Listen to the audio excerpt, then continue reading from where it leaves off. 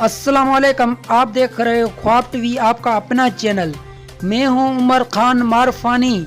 ठेले वाले से पूछते हैं कितना कमा लेता है। जी दीदार चांडियो, बताइए क्या तफसीलात है।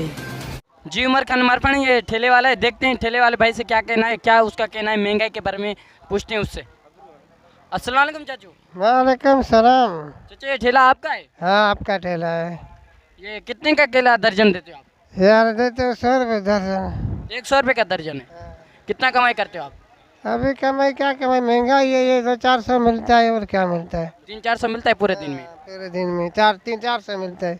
अच्छा, महंगाई के बारे में आप क्या कहना चाहते हो? किसको आप कुछ हुकूमत को कुछ कहना चाहोगे आप?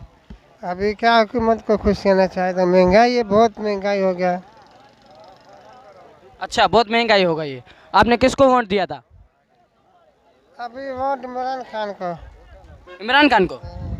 अच्छा, और ये अभी चीनी का क्या दर्जन है आपको पता है? किलो का? चीनी का अभी चीनी का 150 रुपये किलो है।